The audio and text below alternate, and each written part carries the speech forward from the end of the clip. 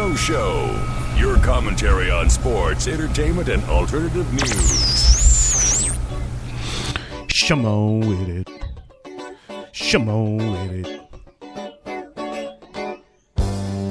Hey, it's What Up Doe, the What Up Doe, the What Up Doe Show. Yo, yo, yo. What up, Doe? Y'all, what's going on? It's your boy T. Wilson. I am live right here on a Monday morning. Happy Monday to you. Welcome to a new week. Let's get it in, y'all. You know how I feel about Mondays. I love them, love them, love them. It is an opportunity to get it right one more again, like they say in the hood.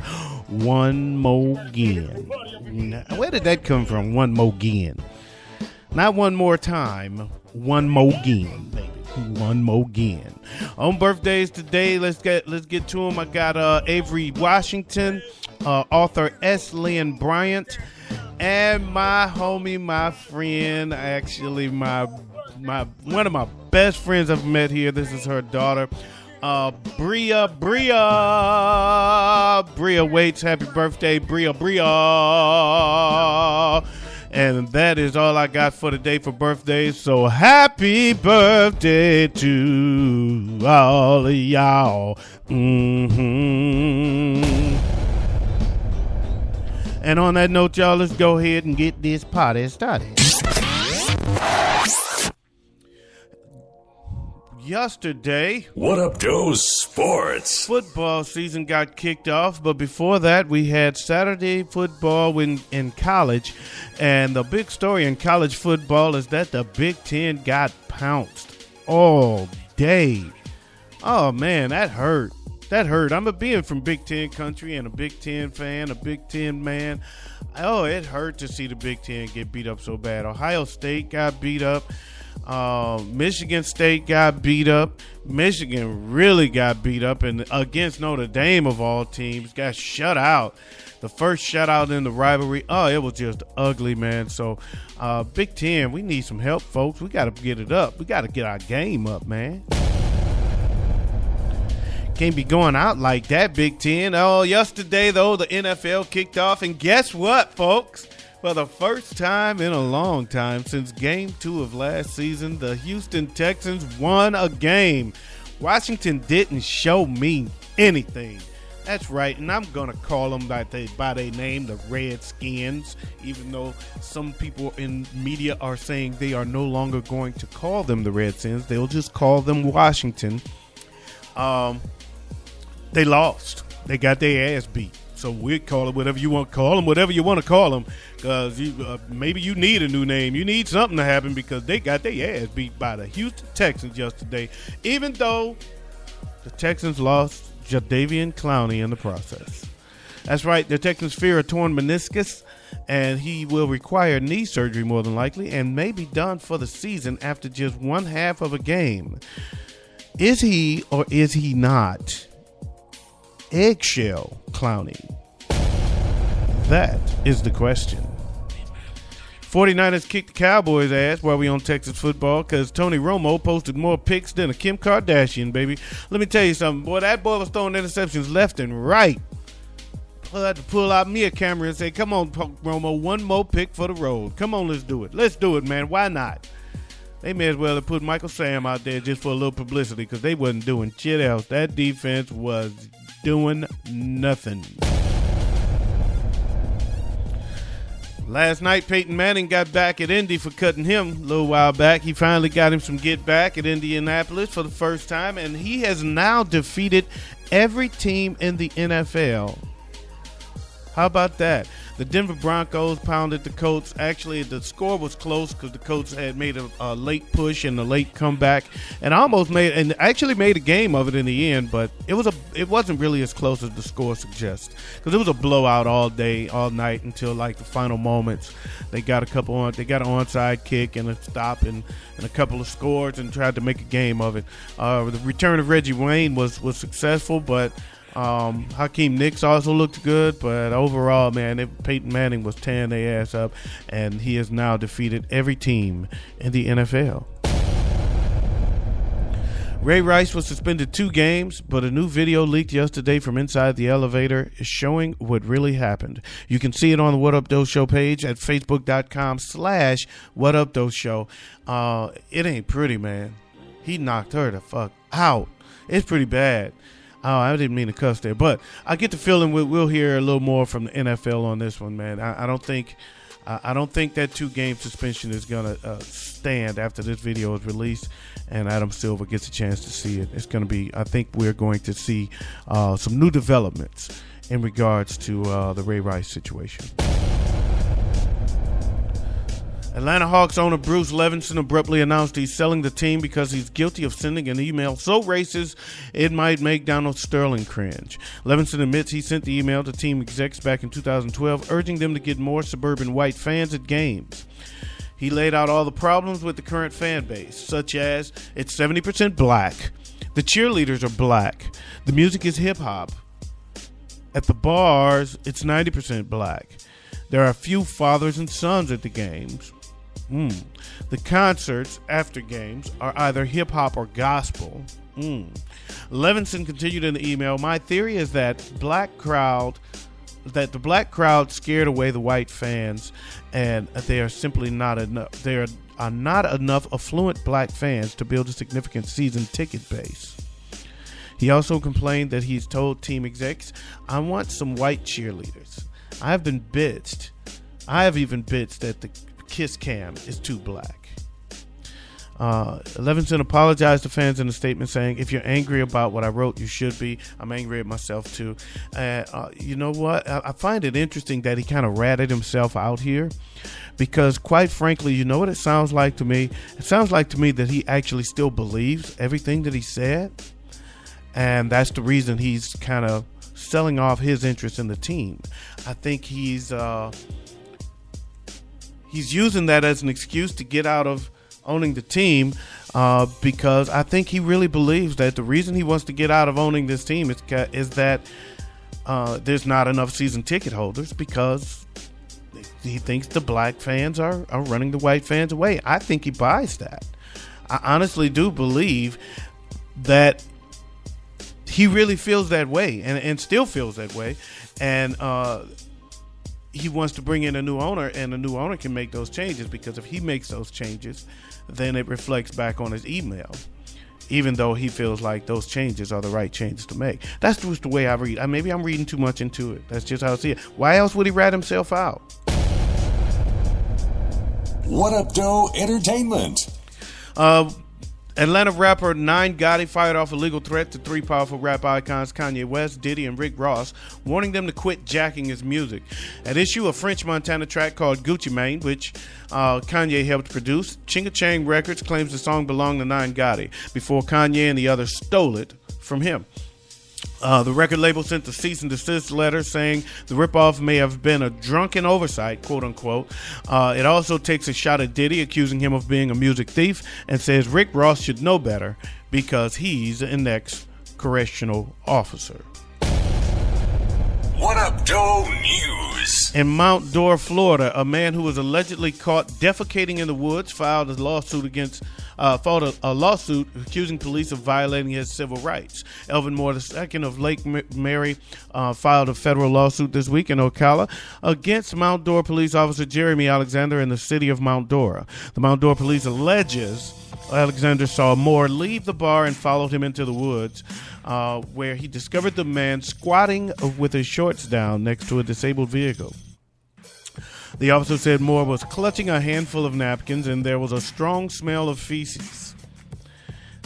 Okay. The police report said Moore told the officer he was having a bad digestive reaction to some vitamin supplements and he left to avoid defiling the bar's bathroom. Moore contends he was vomiting, not defecating, in the woods that night. And you violated my civil rights. Even if I wasn't.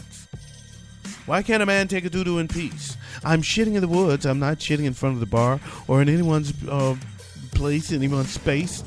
I'm minding my own business. Leave me alone. Dogs do it all the time. It's my animal instinct. In Albuquerque, New Mexico, a man whose cloaked wanderings through an Albuquerque cemetery sparked repeated Grim Reaper sightings says he comes to pray for the dead. The man who should have made a left turn at Albuquerque. He identified himself only as the Light Wanderer, said he visits the cemetery dressed in his black cloak to pray for the dead. There is a place where sleepers sleep and dreamers dream and patiently await, he said. I've got news for you, Mr. Light Wanderer. Here, these sleepers ain't dreaming. And they ain't waking up. They ain't really sleeping. They knocked out, but they ain't sleeping. In Centerville, Massachusetts, a pair of pranksters were foiled on a would-be victim's porch when an off-duty officer's suspicions were raised by a creepy clown mask. Creepy clown. The Barnstable Police Department said an off-duty officer became suspicious Thursday when he spotted two men, later identified as Nicholas Court and Jonathan Gabia, run through his backyard while one was wearing a freaky clown mask. Quote-unquote freaky clown mask. Freaky. Not creepy. Freaky. The officer saw Court, who was dressed in all black and a bloody clown mask. It was freaky. Carried a box onto a porch of a neighboring home while Gabia concealed himself in some nearby bushes with a camera. They explained that they were going to put it on YouTube. The woman had never seen the people before. It was strictly a random pick. The men were then instead arrested and charged with disorderly conduct and trespassing on land, wearing a freaky clown suit. And he can go to jail with your freaky clown mask. It was freaky. And I mean that. In Mumbai, India, a court has granted a man a divorce from his wife because he said she had an insatiable appetite for sex. The husband went to a family court saying his wife was adamant, aggressive, and stubborn, quote unquote, and that she would pick fights for no reason. I think I used to date her. Also in his petition for divorce, the man said his wife had an excessive and insatiable desire for sex and that she used to force him into having unnatural sex. No, I didn't date her. He also said whenever he tried to resist, she would abuse him. You hear that, Latone? I think you found your bitch of the week. In addition, he also said he feared for his life. Yes, he is definitely the bitch of the week. The judge in the case allowed the petition and dissolved the man's marriage because his wife abused him, forced him to have sex, and he feared for his life. I'm sorry. Was this a same-sex marriage? I'm just curious. Because you sound like a bitch!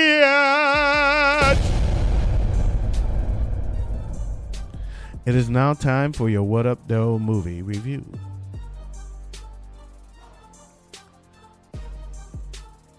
That's the wrong sound effect, but I'm going to go with it anyway. I watched the movie, what's the name of that doggone movie? Noah, with Russell Crowe. I think Latone saw this at the theater. Latone Hart, he does a show called The 730 Show. You can hear it on Spreaker.com and also on iTunes. Very good show, very entertaining show.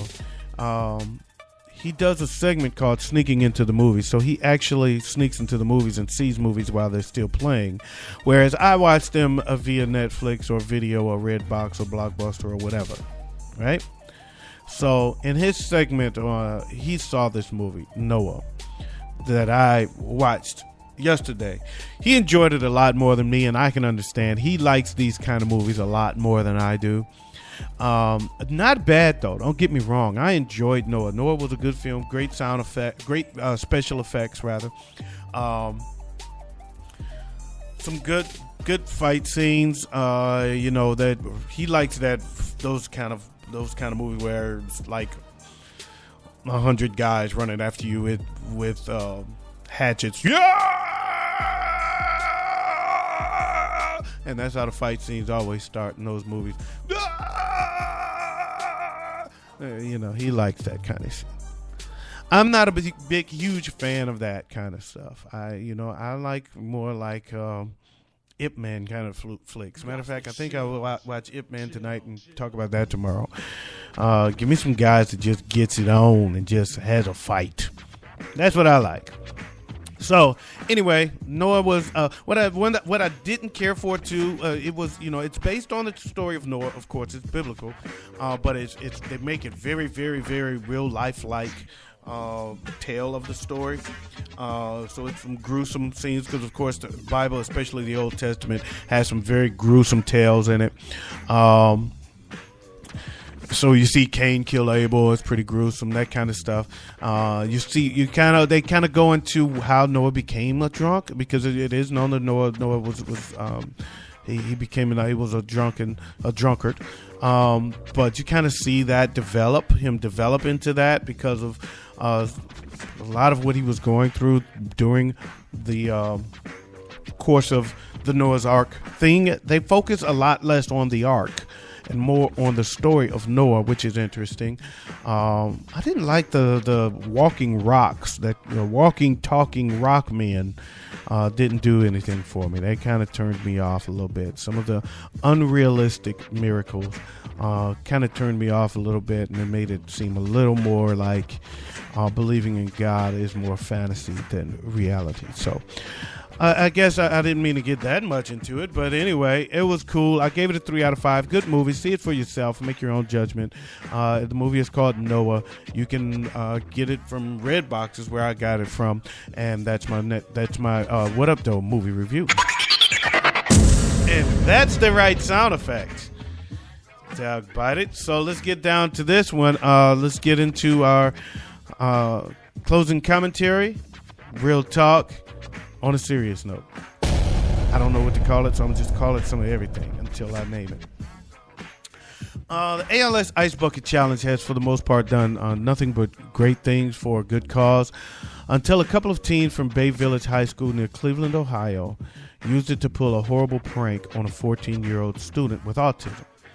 After asking the teen to take the challenge, instead of filling the bucket with water and ice, they filled it with urine, feces, and spit, and recorded the whole thing on the victim's phone and posted it to her Instagram. That is really, really bad, man. And it's an autistic child. It really, really takes it to the next level of bad. On Saturday, TV funny man Drew Carey, who was born and raised in Cleveland, brought the incident to national attention when he offered a $10,000 reward via Twitter to find the kids responsible for this sick prank. If the Bay Village Police Department wants to start a reward fund to find who did this, contact me. I'll donate $10,000. Drew posted on his Twitter account. Again, it's interesting to me that a reason I brought this up, because it was just last week I was saying that how I turned the corner on this ice bucket challenge thing, because I didn't like it at first. I thought it was stupid. I thought it was silly. And then as I started seeing the benefit of it and how much money it raised for ALS and how much attention it has brought to the disease, a disease that many of us, especially in the black community, has never even heard of. And yeah, we probably do need to find something that we can do to target an issue that is affecting our community more. I agree with Latone on that. Latone Hart had mentioned that on his show. I agree with him on that. We need to find something like a high blood pressure, something that's really affecting the black community more. Find our own little challenge to do, or something creative that we can do to raise awareness and funds for an illness or some kind of affliction that is affecting our community. But I won't take away from the fact that ALS is affecting a lot of people, and it has raised the Ice Bucket Challenge raised a lot of money. But this is an autistic child who was participating in this Ice Bucket Challenge with some other kids and was doused with piss and doo-doo and spit I mean, that is nasty in and of itself. Even if it wasn't an autistic child, that was just nasty. That was gross. It's a horrible prank to pull on somebody, especially somebody who honestly and truly wouldn't know any better and wouldn't know. That's just. I don't know how you punish children. You know, it's harder because they're kids and they're minors. But some way, somehow, a very creative punishment needs to come to them so that nothing like this happens to a child near you. And I guess that's all I got. So on that note, I'm going to call it a day and say, y'all have a great day. Have a great Monday. Have a great week. Let's get this week started right. Let's get this party started right. I want to thank you all for listening, man. It's your boy T. Wilson, and I'm out of here today. Big up to my boy Latone Hart. You got a lot of run today, Latone. He hosts a show called The 730 Show. You can hear it on Spreaker.com, Stitcher.com, as well as iTunes. You can find the What Up Doe Show on Stitcher.com as well. You can also find me posting it on Facebook, on my Facebook page, Facebook.com/What Up Doe Show. Also, I want to give it up to Murray Riley Jr. He always gives me a lot of support. He does a great show here on Spreaker.com. It's called Stomp and Shout Talk Show. Big up to Miss Giggles. Hi, Miss Giggles. Her name is actually Lisa Marie. She does a show called Juice Talk Radio on Spreaker.com. And I also want to give it up to my boy Miles Perkins. He has a book called Sex Education, The Erotic Secrets of a School Teacher. You can check it out and catch it on Amazon.com. It's also available on Kindle. So on that note, I want to say peace out, press your crease out, keep the police out while our bust his knees out, and I'm out of here like last year. Y'all have a great day. Peace.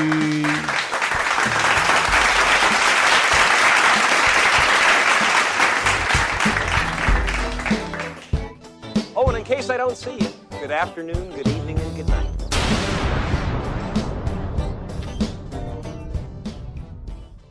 What up, though?